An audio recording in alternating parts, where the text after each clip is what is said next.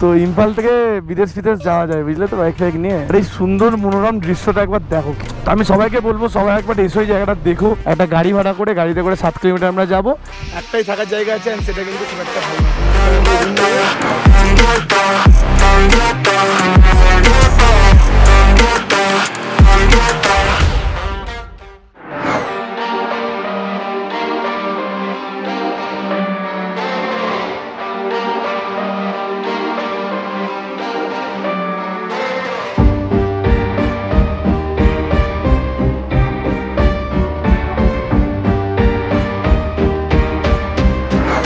তো তোমরা দেখলে ব্যাগ ফ্যাগ সব রেডি করে আমরা এখান থেকে বেরিয়ে পড়লাম। আমাদের নেক্সট গন্তব্য হলো ভিসওয়েমা ভিলেজ। এই জ্যামটা পার করে যাই, ভালো জ্যাম আছে এখানে, ওয়ান ওয়ে রাস্তা, তাও জ্যাম। তাও স্লো জ্যাম বলবো না, স্লো মুভিং ট্রাফিক বলা যেতে পারে এটাকে। আসলে লোকজন কেমনভাবে তাকাচ্ছে, মনে হচ্ছে এলিয়েন চলেছে, এলিয়েন। আসলে এখানে বাইকিং কালচারটা খুব একটা নাই, ওই জন্যই বোধ হয়। আর সব গাড়িগুলো ডান দিক চেপে দাঁড়িয়ে আছে, কেন ডান দিক চেপে দাঁড়িয়ে থাকছে সেটাই বুঝতে পারছি না।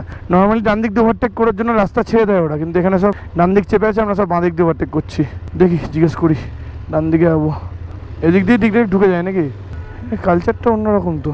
এখানে মাঝখানে গাড়িটা লাগিয়ে দাঁড়িয়ে আছে, এই যে সব দেখছে। চলো যাওয়া যাক। আমাদের এখনকার গন্তব্য হলো ভাসামা ভিলেজ, যেটা এখান থেকে হলো 24 কিলোমিটার দূরে। তো আজকে খুব একটা রাইডিং নাই, আজকে অল্প রাইডিং আছে, রিল্যাক্স দিয়ে, কেন কালকে প্রচুর রাইডিং করা হয়েছিল। তো ভাসামা ভিলেজ যাবো এখান থেকে। আর এখন সময় হচ্ছে 3:35, আর টেম্পারেচার হলো 25 ডিগ্রি সেলসিয়াস। স্মুথ, খুব সুন্দর টেম্পারেচার। বাকি সব গাড়িগুলো এখানে ডান দিক চেপে কেন থাকে ওটা আমি বুঝতে পারছি না। সবাই এখানে বাঁ দিক দিয়ে বাইক ফাইক যেগুলো আছে এগুলো পাস কেটে যাবে আর কি। বাঁ দিকের লেনটা ওদের জন্য খালি রাখছে, এটা কোনো পার্টিকুলার রিজনও মেবি হতে পারে। যদি কোথাও সুযোগ পায় কাউকে জানবো জিনিসটা কি, ব্যাপারটা কি। বাঁ দিক দিয়ে আমরা ওভারটেক করে যাচ্ছি, কারণ ডান দিক দিয়ে কেন ওভারটেক করছি না? কোনো না কোনো তো রিজন হবে এটার, কেন কি এরকম ইউজুয়ালি হয় না। এই যে ডান দিক সব চেপে রেখেছে, আমরা বাঁ দিক দিয়ে ওভারটেক করছি। ওয়েদারটা দেখে তো মনে হচ্ছে না বৃষ্টি হবে বলে, বাকি দেখা যাক কী হয়। মেঘলা মেঘলা তো আছে, বৃষ্টির নাম নিতে নিতে 2-4 ফোঁটা বৃষ্টি পড়ে গেল মনে হচ্ছে। পেসামা, কিকওয়েমা, ঝাকামা, ইম্ফল, কুজুমা, ভেসোমা, সবাই মা, লাস্টে এগুলো সব মা। তো ইম্ফল থেকে বিদেশ যাওয়া যায় বুঝলে তো, বাইক ফাইক নিয়ে। মায়ানমার যাবো, থাইল্যান্ড যাবো, ইম্ফলে যেতে হবে, পরে যাবো তখন এদিকে আসবো অবশ্যই। বাকি এখন 18 কিলোমিটার তো যাই। আর ওয়েদারটা দেখো, জাস্ট ওয়াও লাগছে, ওয়াও ওয়াও ওয়াও ওয়াও। এখন আছি কিকওয়েমাতে, অন দ্য ওয়ে টুয়ার্ডস ভেসোমা। এখানে দাদার দোকানে দাঁড়িয়েছি, একটু মোমো খাবো। এখানে এখন আমি একটা ফ্রাইড মোমো নেবো, আর সুজিত খাবে। কেন খাবি? মোমো খাচ্ছিস তো? স্টিম তুই খাচ্ছিস ফ্রাইড। ও প্রথমে বলেছিল অন্য জিনিস খাবে, যে দেখলো অন্য জিনিস যদি ভালো না হয় মোমো খাচ্ছে, মোমোটাই খায়। কিন্তু ফ্রাইড আর স্টিমের মধ্যে ডিফারেন্স কিছু না, সেরকম খালি ভাজার নাম আছে। হ্যাঁ, আমার ভাজাটা ভালো লাগে, আমার স্টিমই ভালো লাগে। কিন্তু মোমো তো খাচ্ছিস চাউমিন থেকে ব্যাক করে এসে। ওই দাদাটা বললো মোমো বেটার তো মোমো। আমি প্রথমে মোমো বলেছিলাম, ও প্রথমে মোমো পায়নি। অন্য সবসময় ইউনিক একটা কিছু ধরবে, তারপর খেয়ে। এমন ওখানে ধোসা খেলি, মশলা ধোসা, উত্তমটা বেশি ভালো ছিল। না, আমার ধোসাটাই বেটার লেগেছে। এখন মানে কি বলে কেন নাচতে নুডল না, কেন কি একটা বলে না, পাতে খাবার থাকলে খাবারের মর্ম দেয় না। প্রবলেম হচ্ছে তুই হজম করতে পারছিস না, আমি বেটারটা খেয়ে নিয়েছি, এরকম কিছু না। আমরা সারাদিন এই করছি। মোমো কেমন লাগছে? কোনটা ভালো খেতে? আমাকে তুই একটু ফ্রাইড বললি, এখন তুই তো কথা বলাচ্ছিস। তুই তো বললি যে তুই ফ্রাইড খাবি না, খেয়েছিস একটাও? টেস্ট করার জন্য, তাই না? ওটা বাজি রাখলি কেন লাস্টের জন্য? তাহলে মুখটা ভালো হয়ে যায়। ওটা বাজি রেখেছিস কেন লাস্টের জন্য? তো মুখটা ভালো হয়ে যায়। ভিডিওতে করি খেলে লাস্টে ভালোর জন্য রেখেছিলিস, মুখটা ভালো করার জন্য। হ্যাঁ, চালাকি সব চালাকি ঝোল। যেগুলো আমি চুজ করবো হচ্ছে একটু ডিফারেন্ট চুজ করবো, কিন্তু ওরা ভালো হবে না, কোনোদিনই ভালো হয় না। এখানে বেশিরভাগ সব 500 ml জলের বোতল, 1 লিটারের জলের বোতল। এখানে দেখেছিস, খেয়াল করে নোটিস করেছিস, 1 লিটার 2 লিটারের জলের বোতল পাওয়া যায় না এখানে। দেখেন তো কোথায় দেখুন, দোকানে ছিল না, দোকানে রেয়ার। আর এখানে 500 ml জলটা ম্যাক্সিমাম। এখানে রাখা আছে অনেক করে। এই যে কি খাচ্ছিস এটা? তুই তো খেতে খাচ্ছিস, চামচ লাগিয়ে হাতে ধরে কি খাচ্ছিস এটা? কি খাচ্ছিস? ফ্রাইড মোমো, কনসিয়াস ডায়েট, কতই বললি, এখন কি হলো? সব বেরিয়ে গেল ক্যামেরার সামনে, বড় বড় কথা, আর ভিতরে পিছনে তুই তো বললি খেতে পারছিস না। তুই, আমি সত্যি কথা বলছি, তুই আমার প্লেটটা ওখানে, তোর প্লেটটা এখানে ছিল। তুই তো বললি স্টিমটা আমি নিয়েছিলাম, তুই ফ্রাইডটা নিয়েছিস। তুই ভিডিওর জন্য এটুকু করেছিস। আমি খেতে পারছি না, এত ভালো লাগছে খেতে আমার। কথা বলেছিস? কোনো কথা বলাচ্ছি না, খা।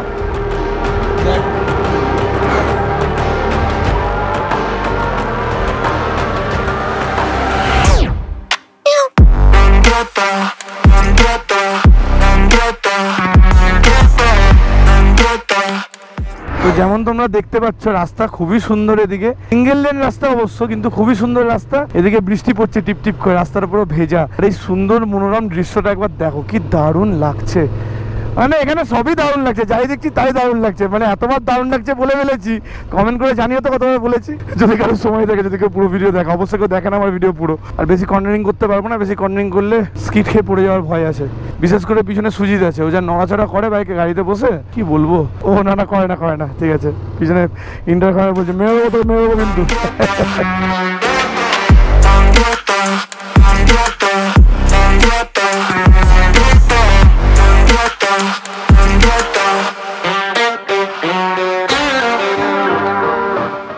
বাই দ্য ওয়ে একটা ইনফরমেশন দিয়ে রাখি, আমরা যে রাস্তাটা দিয়ে চলছি এখন, এটার নাম হলো জুকু ভ্যালি রোড। বহরমপুরে বাড়িতে বসে বসে জুকু যাব জুকু যাব জুকু ভ্যালি যাব জুকু ভ্যালি যাবো অনেকদিন ধরে করছিলাম।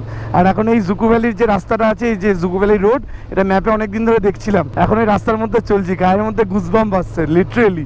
এই ফিলটাই আলাদা, যে জিনিসটা ম্যাপে বসে বসে দেখছি আর ওই জায়গাটা নিজে গিয়ে এক্সপ্লোর করছি। It's a complete different feeling all together. Seriously বলছি, ফিলটাই নষ্ট করে দিল অলটোওয়ালাটা। বৃষ্টিটা জোরে হচ্ছে আস্তে আস্তে, তো মনে হচ্ছে গোপ্রোটা খুলে ফেলতে হবে। তো আস্তে আস্তে যত কাছাকাছি আমরা পৌঁছাচ্ছি ভাসামা, রাস্তার কন্ডিশনটা তোমরা দেখতে পাচ্ছ। পুরো আপডেট দিচ্ছে আসলে ভিডিওর মধ্যে তোমাদেরকে, কোথায় কীরকম রাস্তা হতে পারে, কোথায় কেমন খাবার দাবার হতে পারে, কী পাবে না পাবে। আর এসবিআই তো পুরো এসবিআই, সব জায়গাতে বোর্ড লাগিয়ে লাগিয়ে রেখে দিয়েছে এত দূরেও। ওদের প্রমোশনের দরকার নেই, ওরা বুঝতে পারে না। এসবিআই এসবিআই সব জায়গাতে। তো রাস্তার অবস্থা দেখছো এখানটা কীরকম, মানে ওই মেন ওপরে পিচের লেয়ারটা হওয়া বাকি আছে আর কি। যে তারিখ আমি ট্রাভেল করছি সব রাস্তা দিয়ে, সেটা হলো 12th of July 2024, অ্যান্ড এখন সময় হচ্ছে 4:57। আমরা খুব পারফেক্ট টাইমের দিকে আমরা পৌঁছাচ্ছি, ঠিক সন্ধে সন্ধে হবে। আর এই সময়টাই আমরা পৌঁছাচ্ছি জুকু ভ্যালির দিকে। আমাদেরকে যেতে দেওয়া হচ্ছে, রাস্তার কাজও হচ্ছে এখানে। তো এদিকে মনে হচ্ছে রাস্তাটা একটু খারাপ হতে পারে, খারাপ মানে ওরকম খারাপও না, এই যেমন দেখছো আর কিন্তু জল ফল পড়ে আছে এরকম টাইপের, এগুলো ম্যানেজেবল। আর জিএস এর মতো বাইকের তো সাসপেনশন এতটাই ভালো, যেগুলো কিছু বোঝাই যাচ্ছে না। আমরা নর্মালি 30, 40, 50 স্পিডে বিন্দাস চালিয়ে চলে যাচ্ছি। পিস অফ কেক আর কি, দেখছো তোমরা, অল্প চাপাচাপি করছে বাইকটা। সাসপেনশন আর নিজের খেলা দেখিয়ে দেয়, আলাদাই সাসপেনশনের, মানে ফিদা হয়ে গেছে সাসপেনশন নিয়ে আমি। এত ভালো সাসপেনশন। এই যে রাস্তা আবার ভালো হয়ে গেলো এখান থেকে। আর এই জঙ্গলের মধ্যে দিয়ে যাচ্ছি, গাছগুলো কি সুন্দর লাগছে। একটা স্কেয়ারি ভাব দিচ্ছে, একটা অন্যরকম এন্থু দিচ্ছে আর কি এই জায়গাটা। কেন যাই না, মানে হয়তো হ্যাঁ অন্যান্য জায়গার মধ্যে অত সুন্দর না, অত সুন্দর বরফের পাহাড় নাই, এই নাই ওই নাই, কিন্তু আমরা দেশের এমন একটা জায়গাতে আছি যেখানে লোকে ট্রাভেল এখনো করে না। এটা হলো সবচেয়ে বড় জিনিস। নাগাল্যান্ডে খুব কম টুরিস্ট আছে ওদিক থেকে, মানে আমাদের ওদিক থেকে কলকাতা হোক বা অন্যান্য জায়গা থেকে খুব কম টুরিস্ট আছে। আর এই জায়গাটা খুবই আনএক্সপ্লোর্ড। তো আমি সবাইকে বলবো, সবাই একবার এসে ওই জায়গাটা দেখো, খুবই ভালো জায়গা। ট্যুরিজম এখানে বাড়াও, তোমরা অবশ্যই বাড়াও। লোকজন আলাদা লেভেলের লোকজন, এখানে নেক্সট লেভেলের লোকজন, দারুণ লোকজন, না এত হেল্পফুল যে কোনো লোক হতে পারে সেটা আমরা সিকিমে ভাবতাম। ওখানকার লোক খুবই হেল্পফুল, তো এখানকার লোক তো নেক্সট লেভেল। বলছে তুমি আসো আমার কাছে, আমার কার বাসে তুমি আমার গাড়িটা ফ্রিতে ওয়াশ করো, আমি তোমায় ওয়াশ করে দিচ্ছি। কেউ এসে রেডবুল দিচ্ছে, যা অনেক দূর থেকে তোমরা জার্নি করে এসছো, তো আপ লোক তোরা রেডবুল পিলো। আগের ভিডিওতে তোমরা দেখেইছো, অন্য টাইপের, খালি দিচ্ছে বলে না, ওদের যে বিহেভিয়ার, যে দ্য ওয়ে অফ হেল্পিং, যে ওরা যেভাবে হেল্প করছে আমাদেরকে, সেটা নেক্সট লেভেল। আর এই যে দেখো রাস্তা ভেজাও নাই, বৃষ্টিও পড়ছে না, কিছুই না। আর সামনে দেখা যাচ্ছে ওয়েলকাম টু সোয়েবা ভিসমাইমা। তো আমরা এখানেই যাচ্ছি।